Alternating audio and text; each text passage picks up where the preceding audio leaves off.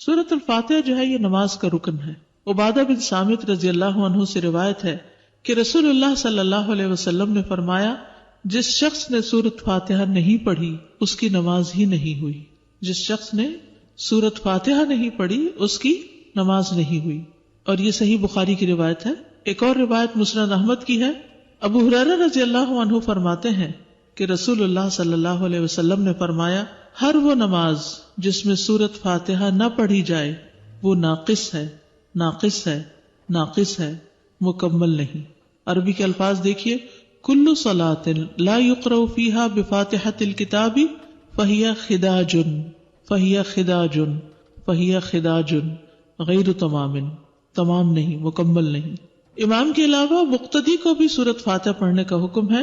نبی صلی اللہ علیہ وسلم کے اصحاب میں سے ایک صحابی سے مروی ہے، کہتے ہیں کہ نبی صلی اللہ علیہ وسلم نے فرمایا شاید تم لوگ امام کی قرات کے دوران قرات کرتے ہو، شاید تم لوگ امام کی قرات کے دوران قرات کرتے ہو.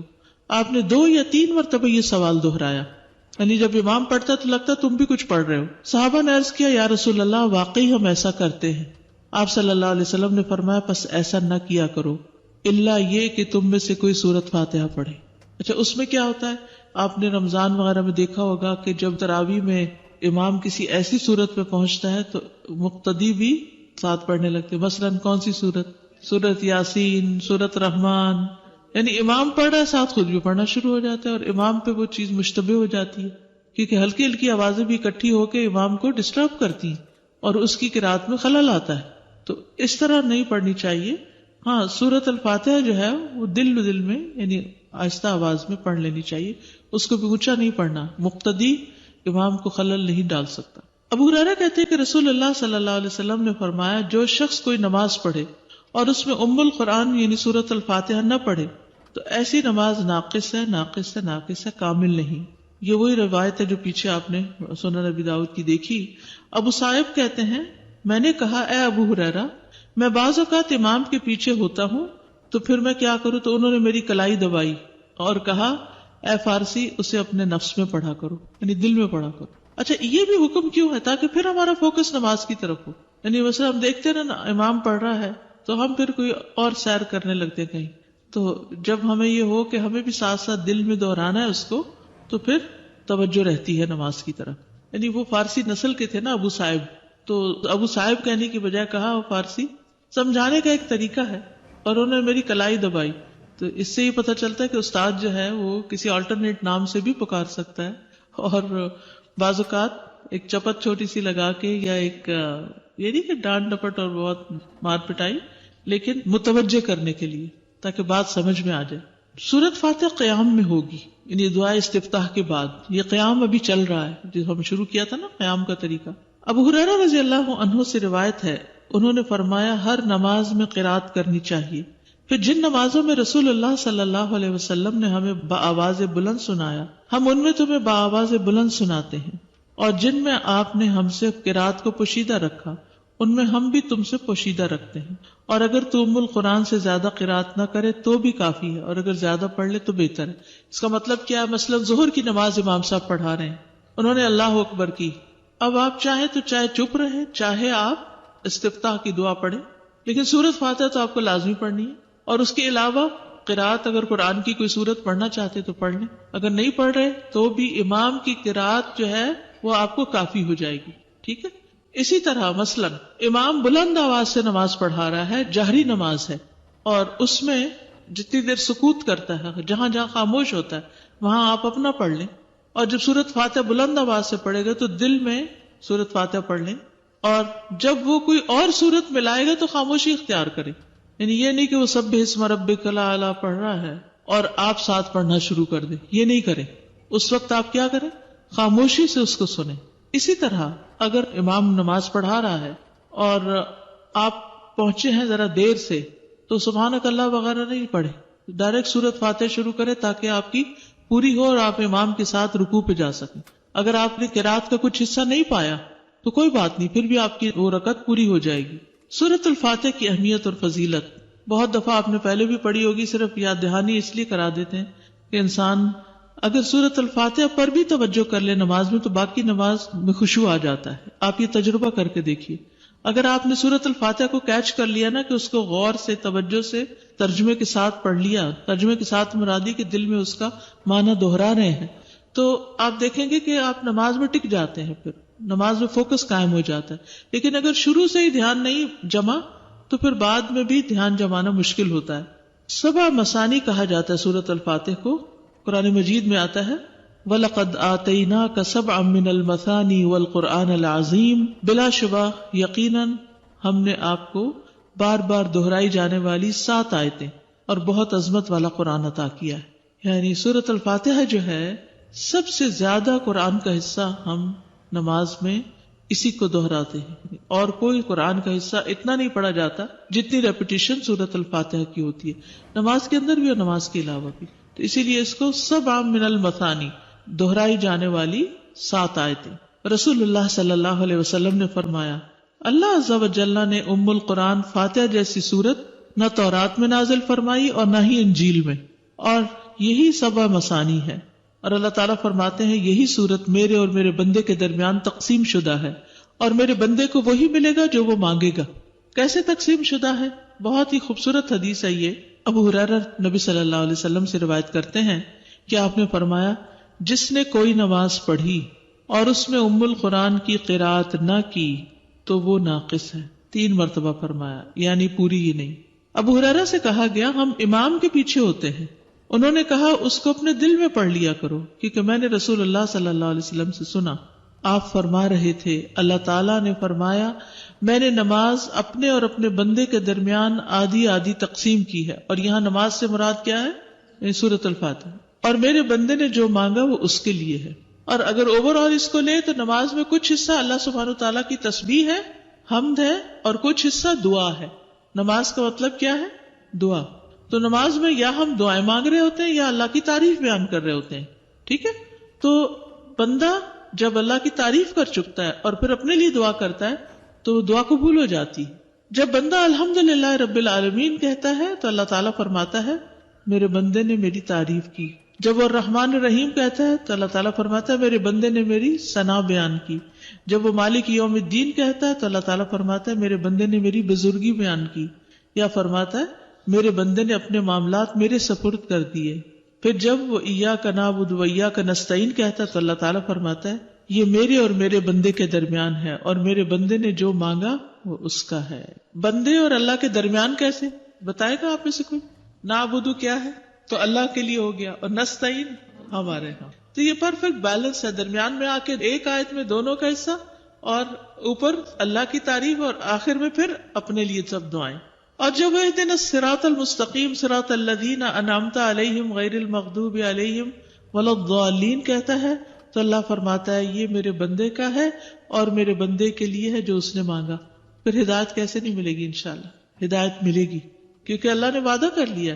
اب آپ دیکھیے اگر ہم نے اللہ کی تعریف کی اور ہمیں سمجھ نہیں آئی ہم نے کیا کیا, ایسے ہی بس تعریف کر گئے, اور دعا مانگتے وقت ہم تھوڑے سے متوجہ ہو گئے, تو پھر ہم کیا کر رہے ہیں؟ تو سورۃ الفاتحہ کی ایک خوبی یہ ہے کہ یہ اللہ اور بندے کے درمیان تقسیم ہے. سفیان کہتے ہیں مجھے یہ روایت علاء بن عبد الرحمن بن یعقوب نے سنائی. میں ان کے پاس گیا, وہ گھر میں بیمار تھے. میں نے ان سے اس حدیث کے بارے میں سوال کیا اور انہوں نے مجھے یہ سنائی.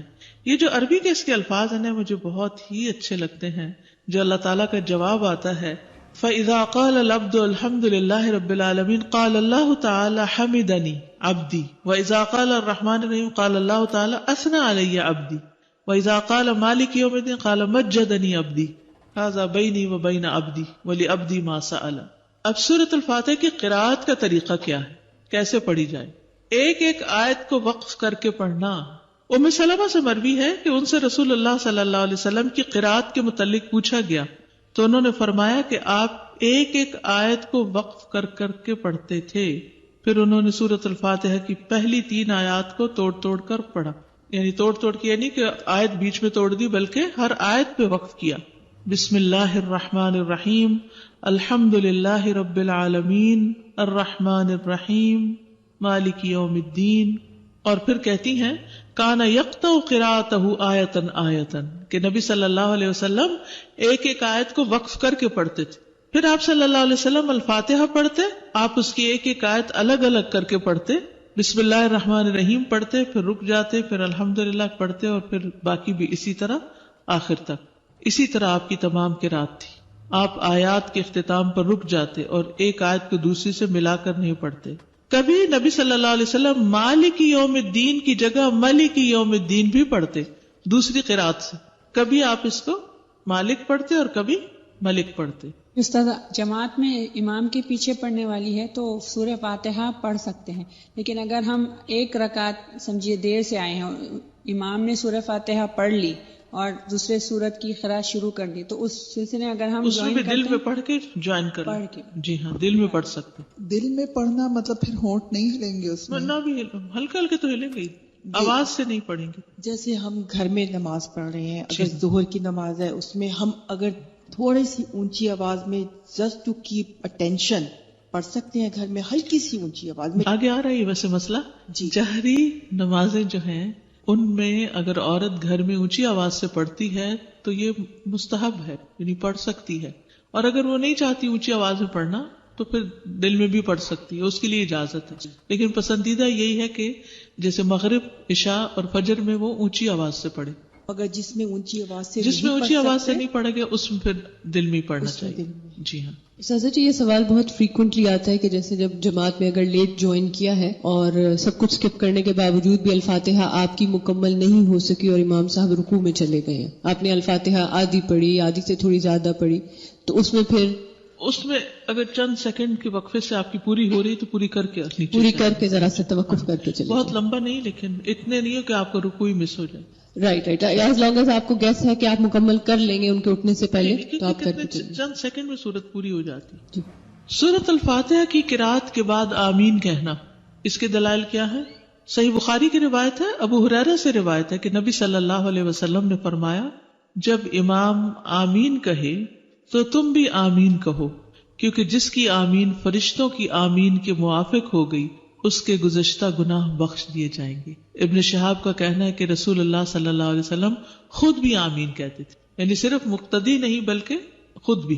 نبی صلی اللہ علیہ وسلم کا بلند آواز سے آمین کہنا، وائل بن حجر کہتے ہیں رسول اللہ صلی اللہ علیہ وسلم جب ولضالین پڑھتے تو آمین کہتے اور اس کے ساتھ اپنی آواز بلند کرتے. رسول اللہ صلی اللہ علیہ وسلم جب ام القرآن سورۃ الفاتحہ کی قرات سے فارغ ہوتے تو آواز کو بلند کرتے ہوئے آمین کہتے. السلسلہ صحیحہ کی روایت ہے، اور پچھلی جو تھی سنن ابی داؤد کی اور اس سے پچھلی بخاری کی.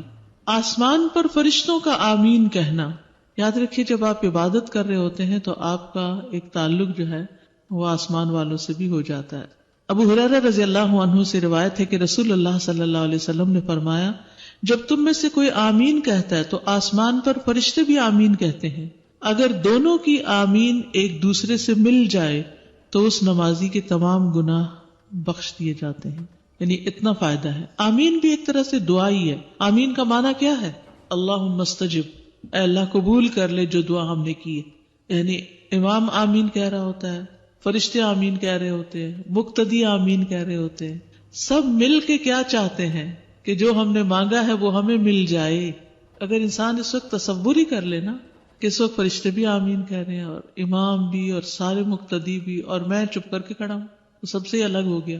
ابو ہریرہ سے روایت ہے کہ رسول اللہ صلی اللہ علیہ وسلم نے فرمایا جب تم میں سے کوئی آمین کہتا ہے تو آسمان پر فرشتے بھی آمین کہتے ہیں. اگر دونوں کی آمین ایک دوسرے سے مل جائے تو اس نمازی کے تمام گناہ بخش دیے جاتے ہیں. صحابہ کا جہری نمازوں میں اونچی آمین کہنا، جہری کا مطلب ہوتا ہے جو لاؤڈ پڑھی جاتی. امام کا بآواز بلند آمین کہنا. عطا رحمہ اللہ بیان کرتے کہ آمین ایک دعا ہے. ابن زبیر رضی اللہ عنہما اور ان کے مقتدیوں نے اتنی زور سے آمین کہی کہ مسجد گونج اٹھی. اور اب بھی آپ نے جمعے وغیرہ کو سنا ہوگا کہ کس طرح پوری مسجد میں آواز گونج جاتی. ابو ہریرہ اپنے امام کو کہا کرتے تھے کہ مجھے آمین سے محروم نہ کرنا. اگر مل کے کہہ رہی تو کوئی حرج نہیں. جی نافع کہتے ہیں کہ ابن عمر رضی اللہ عنہما آمین کہنے کو کسی صورت نہیں چھوڑتے تھے بلکہ دوسروں کو بھی اس کے متعلق ترغیب دیا کرتے تھے. اور میں نے آمین کے متعلق ان سے اچھے کلمات سنے. بلکہ اس کے اوپر ایک حدیث بھی ہے، اس وقت میرے سامنے نہیں، کہ جس میں کوئی صحابی روایت کرتے ہیں کہ انہوں نے صف میں پیچھے سے آمین کی آواز سنی کسی خاتون کی. اچھا، لیکن اس میں جلد بازی نہیں کرنی. امام آمین کہے تو پھر آمین کہنی ہے آپ نے.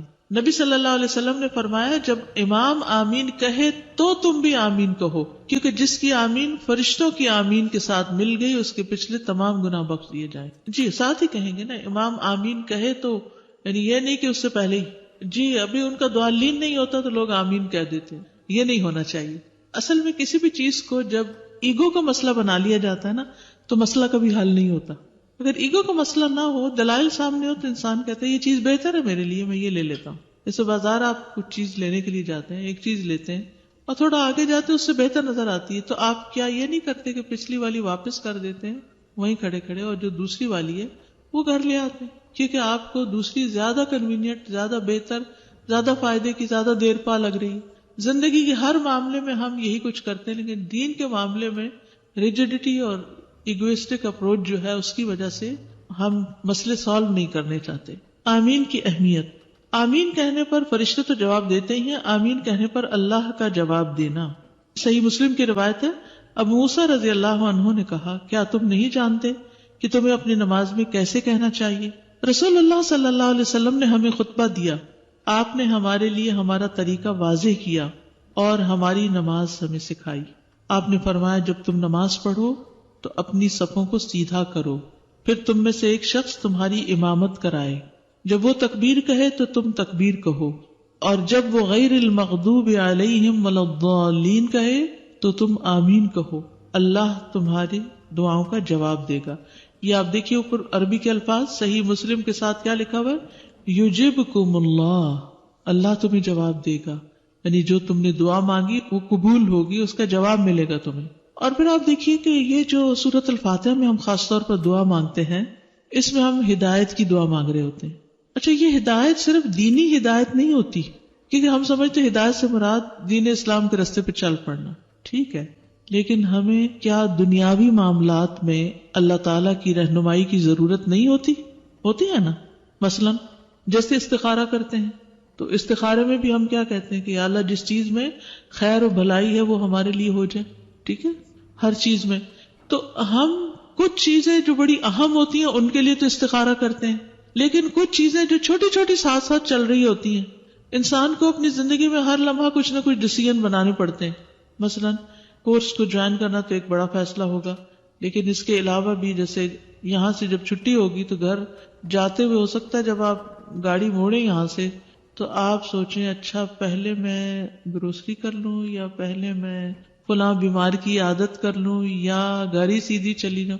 ڈیسیژن لینا نا، آپ نے ہدایت چاہیے نا، اس میں کیا چیز بہتر ہے. آپ دیکھتے ہیں اچھا اگر میں گروسری پہ چلی گئی تو میری عصر کی نماز جائے گی مثلا، تو آپ کیا کہتے ہیں؟ میرا خیال ہے مجھے گھر ہی چلنا چاہیے. پھر آپ کہتے نہیں میں فلاں جگہ جاتی ہوں، مسجد بھی قریب ہے تو نماز پڑھ کے گھر چلی جاؤں گی، ٹھیک ہے. اب آپ ایک کے بعد ایک چیز اپنے دل میں ڈیسائیڈ کر رہے ہوتے ہیں. آپ کی آخرت کے اعتبار سے سب سے بہتر آپشن کون سی ہے؟ بعض اوقات انسان اس میں کنفیوز ہو جاتا ہے، خود فیصلہ نہیں کر پاتا. تو یہاں بھی آپ کو رہنمائی چاہیے ہوتی ہے کہ یا اللہ ادھر جاؤں یا ادھر جاؤں. جس بندے کا ایک ہارٹ کنیکشن ہوتا ہے، دل کا ایک تعلق ہوتا ہے اللہ سبحانہ وتعالیٰ کے ساتھ، وہ اللہ سے باتیں کر رہا ہوتا ہے تو وہ چھوٹی چھوٹی چیزوں میں اس سے مشورے کر رہا ہوتا ہے، اپنی زبان میں باتیں کر رہا ہوتا ہے اپنے رب سے، یا اللہ میں اب یہ کروں یا یہ کروں. کیونکہ عموماً ہماری کنفیوژن انہی چیزوں میں تو رہتی ہے. مثلا آپ اکثر بیمار رہتے ہیں تو آپ کو کوئی سمجھ نہیں آتی کہ میں کروں تو کروں کیا. یا اللہ مجھے سمجھ نہیں آتا کہ میں کیا کھاؤں اور کیا نہ کھاؤں.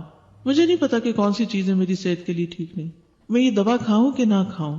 کچھ لوگوں سے سنا ہے کہ اس کا بہت سائیڈ افیکٹ ہوتا ہے، یہ کروں کہ نہ کروں، فلاں نے بلایا ہے جاؤں کہ نہ جاؤں. یہ چھوٹی چھوٹی باتیں جن میں اکثر ہم ڈیسیژن نہیں لے پاتے، جس کی وجہ سے بہت سا ٹائم بھی ویسٹ کرتے ہیں، انرجی ویسٹ کرتے ہیں، اور بعض اوقات غلط فیصلوں کی بنا پر جو غلط کانسیکوینسز اس کے آتے ہیں وہ بھگتنے میں اور بڑے مسئلوں کا شکار ہوتے ہیں. ان سب چیزوں میں ہمیں ایک نماز سے دوسری نماز کے بیچ میں جتنے بھی ہمارے کام ہیں ہم سب میں ہمیں ہدایت چاہیے کہ ہم بہتر فیصلے کریں، کیونکہ ہر فیصلے کا، ہر کام کا ایک نتیجہ نکلنے والا ہے. کچھ تو دو صحیح کے درمیان چوائس ہوتی ہے نا، اور کچھ صحیح اور غلط کے بیچ میں چوائس ہوتی ہے، جس غلط کا آپ کو پتہ ہی نہیں ہوتا یہ غلط بھی ہے. کچھ بہتر اور زیادہ بہتر میں چوائس ہوتی ہے. تو ایسے میں انسان جب اپنا معاملہ اللہ کے سپرد کرتا ہے کہ اللہ آپ میری رہنمائی فرمائیں، آپ مجھے ہدایت دیں. ہدایت ہے کیا؟ مجھے راہ دکھائیں، میرا سینہ کھول دیں، مجھے سمجھا دیں بات کو. تو آپ دیکھیں گے کہ نماز میں بھی اطمینان ہوگا، اور ایک نماز سے دوسری نماز کے بیچ میں جو کام کیا اس میں بھی بڑا اطمینان ہوگا. بعض اوقات کوئی شخص آپ سے مشورہ مانگتا ہے، آپ بہت صاحب علم ہونے کے باوجود بھی ضروری نہیں کہ دوسرے کو صحیح بات بتا سکیں، اس میں غلطی کا امکان ہے. لیکن امانت کا تقاضا کیا ہے کہ آپ میکسیمم کوشش کے ساتھ دوسرے کو صحیح بات بتائیں، چاہے اس کو اچھی نہ بھی لگے پھر بھی بتا دیں. تو اس سے کیا فائدہ ہوگا؟ آپ کا اجر محفوظ ہو جائے گا، آپ غلطی سے بچ جائیں گے، آپ امانت کا حق ادا کر دیں گے. تو ان ساری چیزوں میں ہمیں ہدایت چاہیے ہوتی ہے. تو اس کے لیے ہمیں اللہ سے ہر نماز میں مدد چاہیے، کیونکہ آپ سوچ رہے ہوں گے کہ ہر رکعت میں سورۃ فاتحہ، ہر رکعت میں سورۃ فاتحہ، ہر نماز میں سورۃ فاتحہ، اور نماز ہوتی نہیں سورۃ فاتحہ کے بغیر. اتنی امپورٹنٹ چیز. تو اس کی کوئی وجہ ہے، ایسے ہی بے وجہ یہ نماز نہیں بنا دی گئی. ٹھیک ہے نا؟ یعنی یہ نماز کا طریقہ ہیپیزٹ چیزیں اکٹھی کر کے ایک نماز نہیں بن گئی. یہ تو تمام انبیاء کو دی گئی تھی، اور یہ تو نبی صلی اللہ علیہ وسلم کو معراج پہ جب تشریف لے گئے تھے اس وقت تحفہ دیا گیا تھا. اور یہ بیسٹ عبادت ہے، عبادت کا سب سے بہترین طریقہ جو قولی بھی ہے اور فعلی بھی ہے، جس میں ایکشنز بھی ہے اور اس میں اسپیچ بھی ہے. یہود کا آمین سے حسد کرنا، نبی صلی اللہ علیہ وسلم نے فرمایا یہود نے کسی وجہ سے تم سے اتنا حسد نہیں کیا جتنا سلام اور آمین کی وجہ سے کی. اور یہ دونوں ہی چیزیں بڑی مشکل ہیں. ہم اپنے بچوں کو سلام نہیں سکھاتے. کیوں نہیں سکھاتے؟ کیونکہ ہم خود نہیں کرتے، اور یہ اپنی غلطی ہوتی.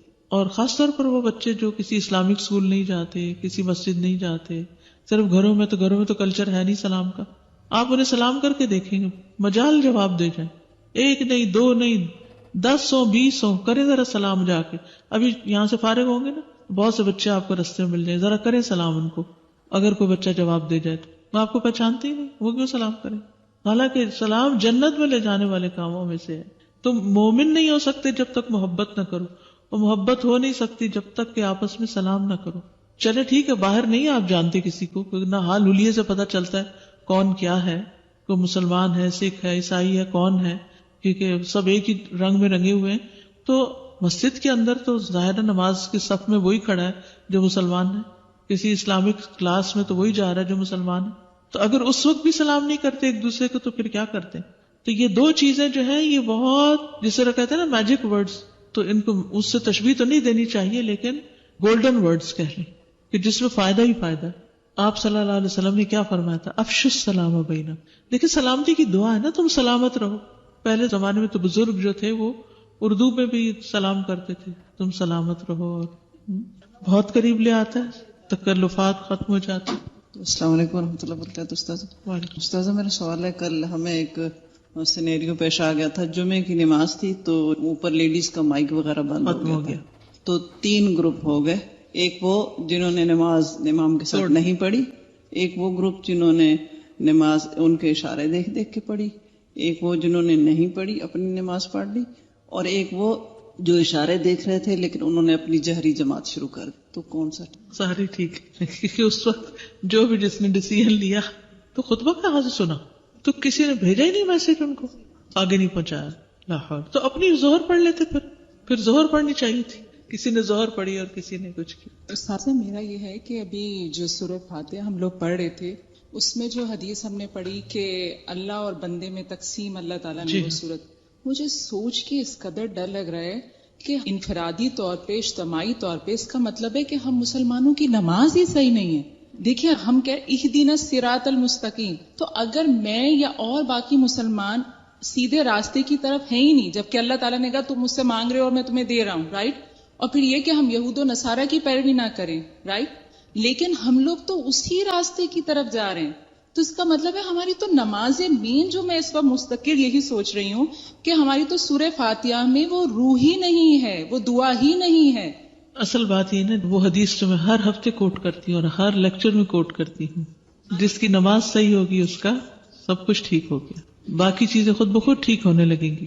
استاذہ ایک کوشچن ہمیشہ مجھے کنفیوز کرتا ہے، جیسے جب سورہ فاتحہ پڑھتے باقی سب چیزیں ہم نے امام کے پیچھے رہنا ہے، بعد میں کرنا ہے، تو کیا سورہ فاتحہ ان کے ساتھ ساتھ پڑھنا ہے تبھی تو ہم آمین دل میں پڑھتے ہیں ساتھ ساتھ. اور الحمدللہ سمجھ میں آیا کہ مقتدی کو جہر نہیں کرنا چاہیے، قرأت ہو رہی ہے تو اس کا نقصان اور ڈسٹرب ہوگا وغیرہ وغیرہ، لیکن جیسے عام زندگی میں جب تکبیر ہوتی ہے اور بہت سے لوگ ہیں تو دھیمی دھیمی آواز سے مجھے تکبیرات آپ کی ہوتی ہے سبجیکٹ چینج ہونے کا وغیرہ، تو ہم بھی کہنے لگتے ہیں اللہ اکبر لا الہ الا اللہ، قدرتی طور پہ جیسے ساتھ، تو یہ بھی غلط ہے یہاں نہیں. اگر کوئی فوکس کی بات نہیں ہے تو خیر ہے، کوئی نہیں، اس میں اتنی بڑی بات نہیں کہہ سکتے.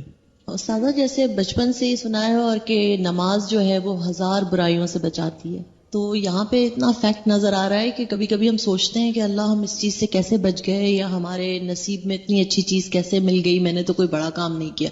مگر جب ہم نماز کے عادی ہوتے ہیں اور آئی تھنک لاشعوری طور پہ بھی جب ہم الحمد اتنی کثرت سے بچپن سے پڑھ رہے ہوتے ہیں، تو اللہ تعالیٰ ہمیں ایسی ایسی جگہوں سے نوازتا بھی ہے اور ایسی ایسی جگہوں سے بچاتا ہے کہ کبھی کبھی ایسا لگتا ہے کہ کوئی بیک اپ ہے آل دا ٹائم آپ کے ساتھ، کانسٹنٹ آپ کو واچ کر رہا ہے اور آپ کو مطلب صحیح رستے پہ لے جا رہا ہے. تو اس کی برکتیں بہت فیل ہوتی ہیں نماز میں، اور پھر اب جب اس طریقے سے سوچ کے اور پڑھیں گے تو انشاءاللہ تعالی مزید گائیڈنس کی فیلنگ آئے گی. لوگ چاہتے ہیں کہ کوئی ان کو ٹپ بتا دی جائے کہ بس ایک گولی وہ کھائیں اور خشوع شروع ہو جائے.